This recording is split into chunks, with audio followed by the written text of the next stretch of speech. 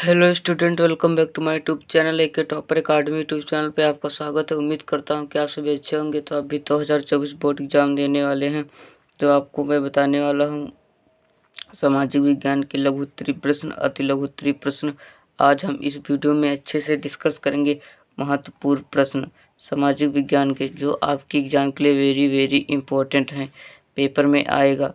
तो अभी तक चैनल को सब्सक्राइब नहीं किया तो सब्सक्राइब कर लो, और वीडियो को लाइक नहीं किया तो लाइक कर लो। तो हम देखते हैं हमारा पहला नंबर प्रश्न क्या कहता है। हमारा पहला नंबर प्रश्न है, ऑटो वन बिस्मार्क के जर्मनी का एकीकरण का जनक क्यों कहा जाता है। जो ऑटो वन बिस्मार्क जी थे, उन्हें जर्मनी का एकीकरण का जनक क्यों कहा जाता है। नंबर 1, बिस्मार्क ने सुधार एवं कूटनीति के अंतर्गत जर्मनी के क्षेत्रों का प्रशाकरण अथवा प्रशा का एकीकरण करने का प्रयास किया। जो ऑटो वन बिस्मार्क जी थे, बिस्मार्क ने सुधार और कूटनीति के अंतर्गत जर्मनी के क्षेत्रों का प्रशाकरण अथवा प्रशा का एकीकरण करने का प्रयास किया। और दूसरा कारण है, बिस्मार्क ने जर्मनी के एकीकरण के लिए रक्त और लौह की नीति अपनाई। बिस्मार्क ने जर्मनी के एकीकरण के लिए, एकजुट करने के लिए रक्त और लौह की नीति अपनाई। कौन सी? रक्त और लौह की। और ये प्रश्न आपके एग्जाम में 4 मार्क का पूछा जाएगा, और आप इसे जरूर तैयार करके ही जाना। हमारा अगला नंबर प्रश्न है 2, रॉलेट एक्ट क्या था। रॉलेट एक्ट क्या था, इसका विरोध कैसे हुआ और क्या परिणाम हुए। ये आपको 8 मार्क्स का पूछा जाएगा, और वेरी इंपॉर्टेंट है। दीर्घ किसमें पूछा जाएगा? दीर्घ उत्तरीय प्रश्न। दीर्घ उत्तरीय प्रश्न में पूछा जाएगा। रॉलेट एक्ट क्या था, इसका विरोध कैसे हुआ और क्या परिणाम हुए। अब देखते हैं रॉलेट एक्ट। रॉलेट एक्ट 1919 में पारित एक ऐसा कानून था। जो रॉलेट एक्ट था वो 1919 में पारित एक ऐसा कानून था जिसमें भारतीय पर किसी तरह के मुकदमा चलाए बिना शंका के आधार पर गिरफ्तार करके 2 साल तक जेल में बंद किया जा सकता था। जो रॉलेट एक्ट था वो 1919 में पारित एक ऐसा कानून था जिसमें भारतीय पर न किसी तरह का कोई मुकदमा चलाया जाएगा, न कुछ किया जाएगा, और शंका के आधार पर गिरफ्तार करके 2 साल तक जेल में बंद किया जा सकता है। अब देखते हैं इसके परिणाम क्या हुए। अंग्रेजों ने राष्ट्रवादियों पर दमन शुरू कर दिया। जो अंग्रेज थे उन्हें राष्ट्रवादियों पर दमन शुरू कर दिया। दमन करने के साथ मार्शल लॉ लागू कर दिया, और 13 अप्रैल 1919 को जलियांवाला बाग हत्याकांड हुआ। और ये प्रश्न आपके एग्जाम के लिए जो आपके एग्जाम के लिए वेरी इंपॉर्टेंट है। क्या है? वेरी इंपॉर्टेंट है। यूपी बोर्ड 2024 ये प्रश्न सभी में पूछा जाता है, और आप इसे तैयार करके ही जाना। आप इसे जरूर तैयार करके ही जाना। और देखते हैं इसका विरोध। भारत में लोगों द्वारा रॉलेट एक्ट का विरोध निम्न प्रकार से किया गया। जो भारत में जो लोग थे वो रॉलेट एक्ट का विरोध किस प्रकार किया है, देखते हैं। विभिन्न शहरों में रैली जुलूसों का आयोजन किया गया। जो बड़े बड़े देश या शहर थे, कस्बे थे, उनमें रैली के द्वारा जुलूसों का आयोजन किया गया, और कई शहरों में दुकानदारों दुकान बंद करके अपना विरोध जताया।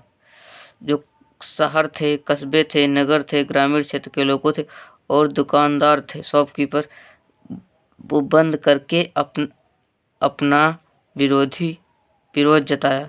देखते हैं हमारा अगला नंबर प्रश्न क्या कहता है। हमारा अगला नंबर प्रश्न है 3, 1929 की महाबंदी का भारत पर क्या प्रभाव पड़ा। ये 6 मार्क्स का पूछा जाएगा, और आपके एग्जाम के लिए वेरी इंपॉर्टेंट भी है। ये दीर्घ उत्तरीय प्रश्न है। देखते हैं हमारा प्रश्न क्या कहता है। 1929 की महामंदी का प्रभाव, जो 1929 की महामंदी का प्रभाव भारत पर भी पड़ा। महामंदी ने भारतीय व्यापार हटाकर लगभग आधे रह गए थे। 1928 से 1934 के बीच भारत में गेहूं की कीमत 50% गिर गई। शहरी निवासियों के मुकाबले नुकसान हुआ। यद्यपि कृषि उत्पादों की कीमत तेजी से नीचे गिरी, लेकिन सरकार ने लगान वसूली के छूट देने से इनकार कर दिया। इससे बुरी मार उन काश्तकारों पर पड़ी जो विश्व बाजार के लिए उपज पैदा करते थे। आयात निर्यात बाद होने से कच्चे राशन की कीमतों में 60% से ज़्यादा गिराकर आ गई। मंदी के सालों ये भारत कीमती, जो 6 सालों में भारत कीमती थी। धातुओं खास तौर से सोने का निर्यात करने लगा। 1937 में मंदी अपने चरम पर भी और ग्रामीण भारत असंतोष व उथल-पुथल के दौर से गुजर रहा था। यह मंदी शहरी भारत के लिए अधिक दुखदायी नहीं। कीमतें गिरते जाने के बावजूद शहरों में रहने वाले ऐसे लोगों की हालत ठीक रही जिनकी आय निश्चित थी। और ये प्रश्न आपके एग्जाम के लिए भी इम्पोर्टेंट है। आप इन सारे प्रश्नों को जरूर तैयार करके ही जाना। हमारा देखते हैं अगला प्रश्न क्या कहता है। वो है भारत छोड़ो आंदोलन। क्या है भारत छोड़ो आंदोलन? 8 अगस्त 1942। अब आप लोगों को याद करना मेन टॉपिक। 8 अगस्त 1942 को भारतीय राष्ट्रीय कांग्रेस ने मुंबई के खालिया राय मैदान में हुए अधिवेशन में भारत छोड़ो आंदोलन पास किया गया। इस आंदोलन की सफलता के लिए महात्मा गांधी ने लोगों से कहा करो या मरो का नारा लगाया। इसमें महात्मा जी ने कहा करो या मरो तथा ब्रिटिश सरकार को तत्काल छोड़कर चले जाने की चेतावनी दी। और 8 अगस्त की रात में भारत छोड़ो का प्रस्ताव पास होते ही आंदोलन की शुरुआत हो गई। और ब्रिटिश सरकार ने भी तत्काल प्रतिक्रिया करते हुए महात्मा गांधी समेत कांग्रेस के लगभग सभी शीर्ष नेताओं गिरफ्तार कर नजरबंद कर दिया या जेल में डाल दिया। अतः यह आंदोलन एक प्रकाश दिया गया जो आपके इम्पोर्टेंट है। आपके क्लास में जरूर पूछा। लगभग सभी शीर्ष नेताओं को गिराकर नजरबंद कर दिया गया और जेल में डाल दिया गया। यह आंदोलन एक प्रकार से नेतृत्व विहीन, अराजक एवं हिंसक हो गया। सरकार ने बल प्रयोग कर आंदोलन कर दमन कर दिया, परंतु इस आंदोलन ने ब्रिटिश राज ने जड़ें हिलाकर रख दी और ब्रिटिश सरकार की जड़ें हिलाकर रख दी। और ये प्रश्न आपके एग्जाम के लिए वेरी इंपॉर्टेंट है। आप इसे जरूर तैयार करके ही जाना, चाहे आप क्लास 10th वालों के लिए।